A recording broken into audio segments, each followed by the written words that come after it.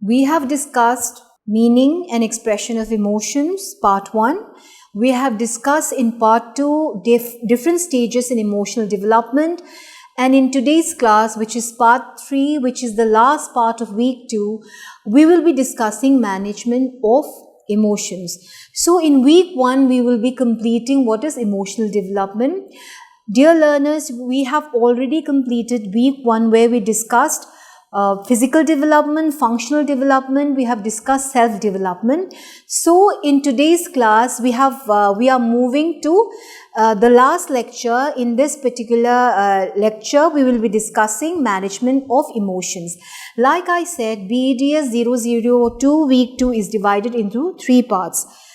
Management of emotions. How, in the previous class, when I talked about anger, I have said where in children in late childhood compared to a stage when a particular child who is in late childhood, and compare him or her to a person who is an adult, the anger may be easily controlled when the person has reach an adult stage, or the person who is in adult stage, because the person would be matured in his feelings compared to the child who is in his or her late childhood or in his or her early childhood. So in this particular lecture, in this particular part, we are going to discuss the management of emotions. How do one manage emotions? You must have observed behavior of those around you. People are affected by emotions of sorrow, joy, or hatred. Let's say you go to a wedding, you see a lot of joy in that particular wedding. You go to a funeral, you see a lot of sorrow, you see a lot of sadness. So according to the different situation, you see a lot of emotions which are expressed pertaining to the situation in which you are, or pertaining to situation which surrounds you. For example, like I said, you are in a birthday celebration or you have gone to a wedding. There is this feeling of great joy, happiness. But then when you, let's say you go and visit someone in a hospital who is sick, because that particular person, your close relative, is suffering from a terminal illness, there is a lot of sorrow. Or where when you go to a funeral service, then you feel a lot of emotions of sorrow. Mood of individual is governed by such various emotional feelings. Human behavior is affected by emotions. Under the influence of anger, jealousy, and hatred, it results in emotional imbalance and leads to psychosomatic, that is, mind-body disorders. Tension is a state of an emotional easiness. When we talk about emotions, we will be talking about the various forms, the various types or categories of emotions. Let me talk about what is redirection. When we talk about emotion, emotion is dynamic in nature. It cannot be suppressed. It can be redirected or channelized on a different track. For example, you have reached a remotely situated village. The approach road is full of thorny plants. You get profuse bleeding from these thorns.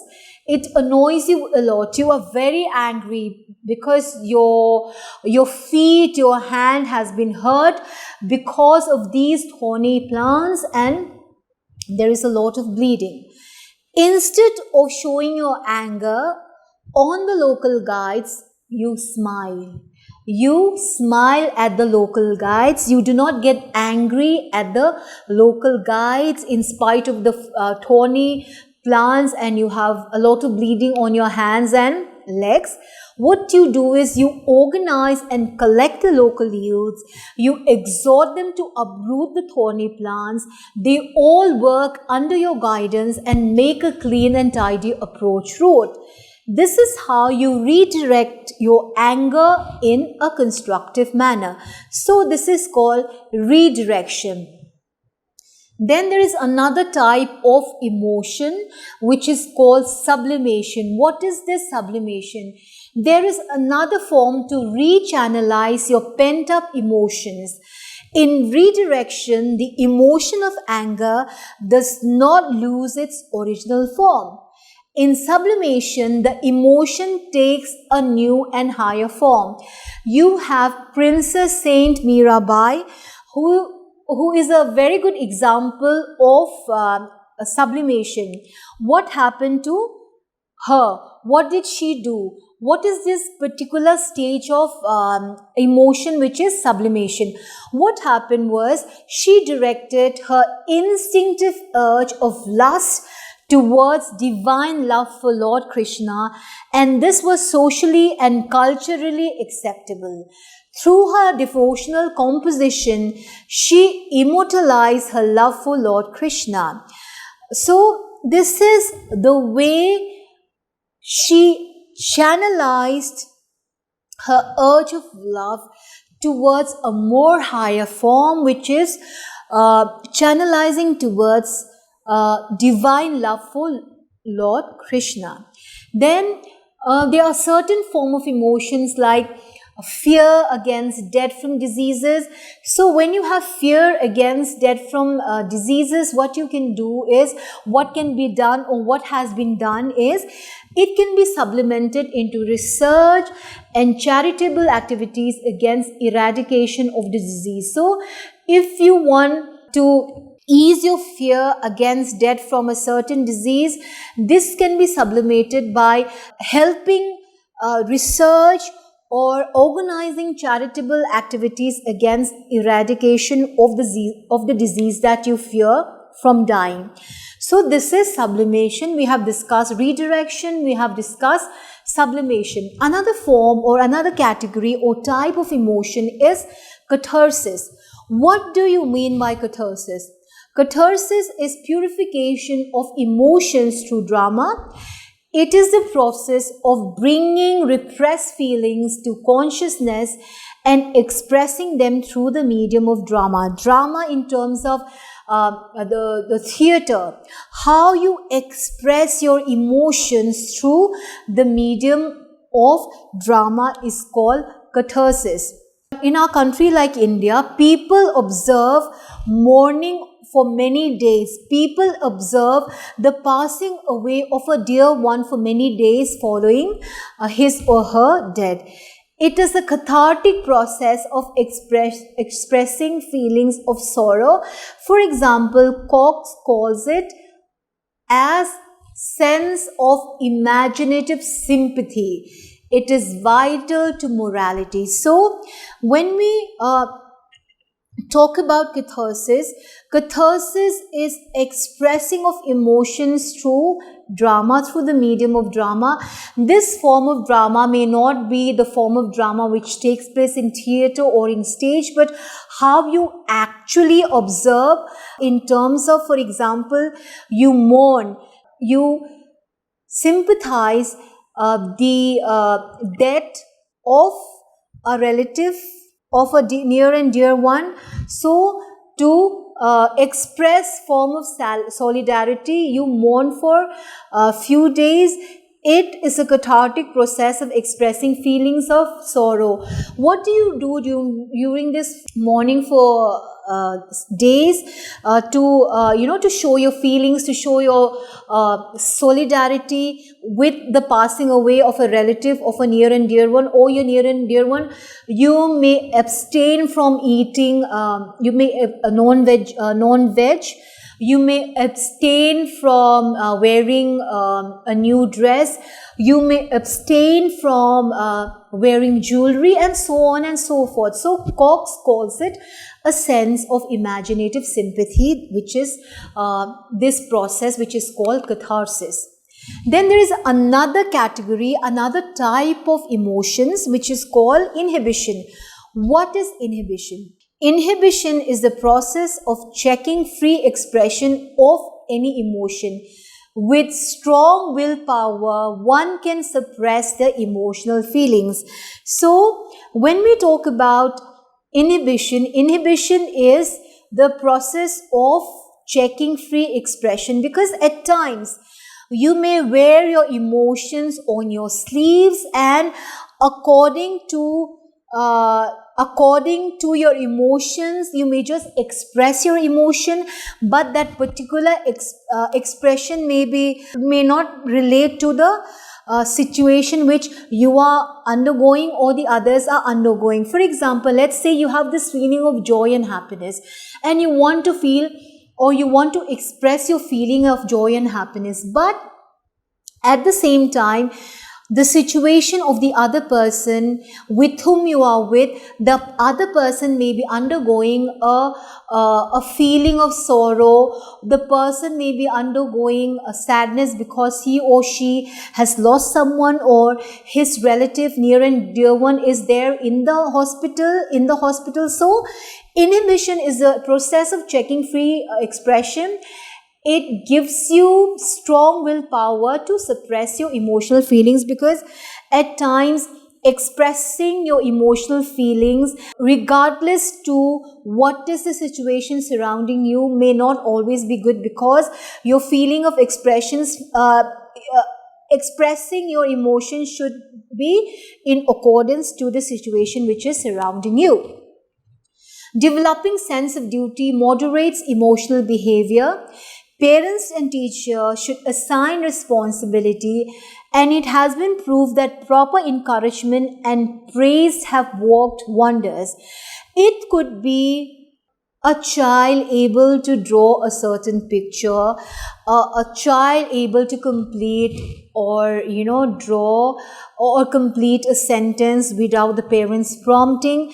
Simple joy, simple encouragement to the children is a very good step in bringing about encouraging the child, and this would work wonders for the child. We have discussed what are the various categories of emotions. We have discussed sublimation, we have discussed redirection, we have discussed catharsis, we have discussed inhibition. Now let us discuss language and emotions in different stages. What are the language or emotions which are involved, which takes place, or which are expressed in different stages? Prior to the age of 2 or 3, expression of emotions occurs non-verbally through facial, vocal and gestural expression. So till the age of 2 or 3, your expression of emotions occurs non-verbally, non-verbally through facial, vocal and gestural expressions. You may be able to see the expression on a 2-year-old child when he or she is happy, the way his voice is raised when he is frightened or happy, or when he fears something. Once children develop the ability to use their words to express how they are feeling, they are in a better position to express, regulate or explain their own emotions. The increased understanding that comes from the use of emotions through language promotes and maintains and regulates social interactions. A cognitive development becomes more advanced. Young children become increasingly aware of their own and others' emotions. So, as children grow older and older, what happens is when children becomes more and more mature, language becomes more, they are able to speak, they are able to make sentences, they are able to speak more complex sentences, they are able to maintain social interactions, they are able to regulate social interaction in terms of, they interact with their peer group, they are able to interact with their neighbors, they are able to interact with regard to others, and also their cognitive development, their thinking become more advanced, and they also become more and more aware of their own and others' emotions. So when children are maturing more and more, when they are becoming more and more, they reach the adult stage, they become more aware of their emotions. They are also aware of the others' emotions, like, they may feel they may sympathize, or they may have this feeling of empathy and sympathy better than when they were at a young stage or at a young age. As a result, children begin to develop a more complex understanding of the causes and consequences of emotions, how to control emotions, and the nature of emotional experiences. In the beginning of this lecture, I told, for example, the emotions of anger can be better controlled when you are more matured, because you are able to read the situation which is surrounding you. So likewise, other than anger, other than the emotions of anger, there are other emotions where you are able to control them, you are able to express them more, you are able to feel the emotions of your own and others as well. A child's understanding of mixed emotion does not emerge until late in childhood. Thereafter, children are capable of understanding that two related emotions can coexist. For example, you can be both sad and afraid at the same time. There is this feeling of emotions at times, you feel anger, and suddenly you may feel happy, or suddenly, you may feel very sad about certain things, and you may be afraid of a certain thing. So when we talk about mixed emotions, that is when you have emotions of not a single emotions, but mixed emotions, which can be both sad, you can be sad and as well as afraid, you can be angry, or you can be happy at the same time. So children are capable of understanding two related emotions at a later stage, and they are able to understand that two related emotions can coexist side by side. So by the age of 10, they are able to understand that mixed and unrelated emotions can simultaneously occur. For example, you can both feel happy and sad at the same time. You may be sad that you are not able to complete a certain work today, but you are happy that today is not the last date for submission of a particular work. You are happy because you have till tomorrow to submit your work. So this is an example of how mixed and unrelated emotions can occur simultaneously. So by the age of 10, a child can recognize, can understand that mixed emotions can exist simultaneously. I give you the example of being happy and sad at the same time. Like I said, I am sad that, I'm not able to complete a certain work today, but I'm happy at the same time because today is not the last date for submitting that particular work. I'm happy at the same time because today is not the last date of submitting, but tomorrow is the last date. I have another day to submit the work. This type of enhanced understanding gives children a better grasp of how emotions are tied to their social lives.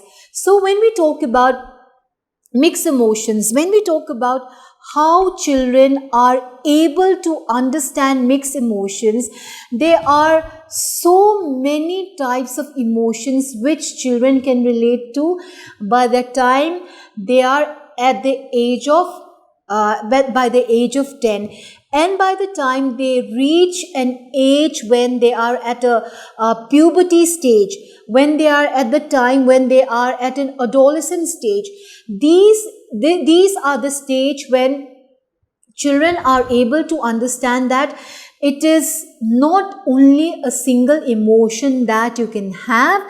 There are a lot of mixed emotions that you can have.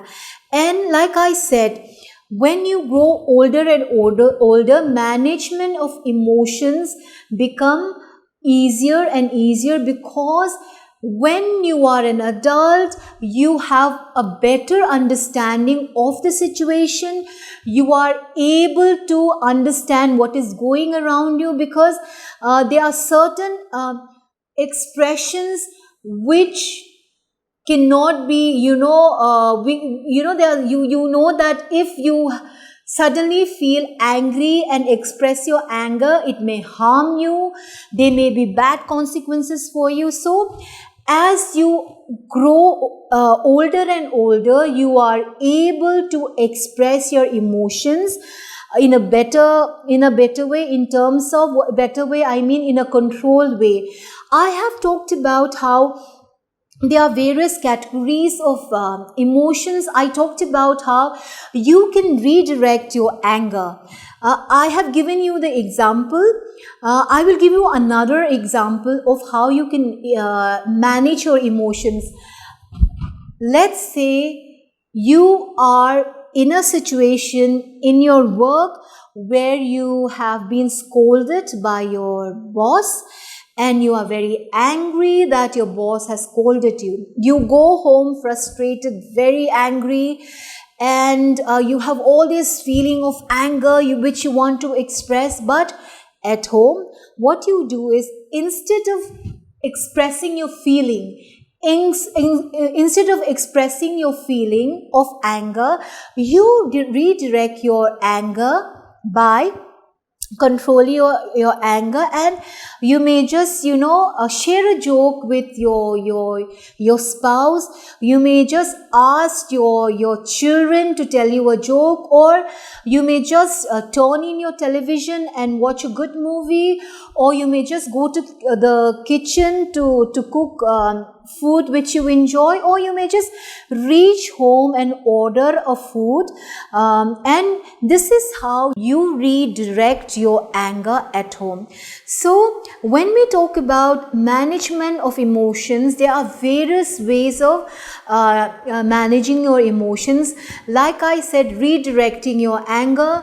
Then I have talked about sublimation, that is how Saint Mirabai focused on her love for Lord Krishna by fully devoting her love to Lord Krishna, by diverting her lust to a higher form with a complete devotion to Lord Krishna. So we have talked about the various forms of emotions, how you manage emotions. And when we talk about emotions, it is not always good to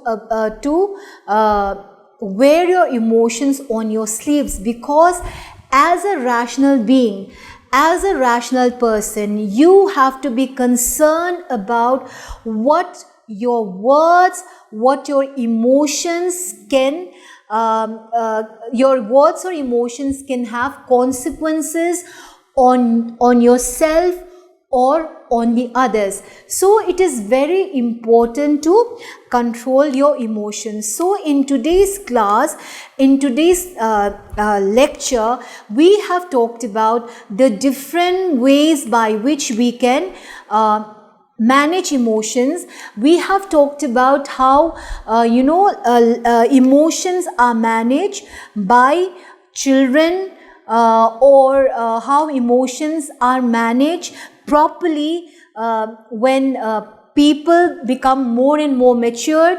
And we have said that human behavior is affected by emotions. If you are not affected by emotions, if you do not have emotions, if you have never expressed, or if you have never undergone these feelings of emotions like anger, jealousy, hatred, or you have never undergone the feeling of joy, happiness and pride, then it means you are emotionally you are not a human being, because human beings have emotions. They have emotions of anger, jealousy, hatred, pride, happiness, sadness, and so on and so forth. So if you are a human being, your behavior is affected by emotions, and there should always be a balance of emotion between you should always be able to control your emotions. You should always be affected, you should always be able to control your emotions.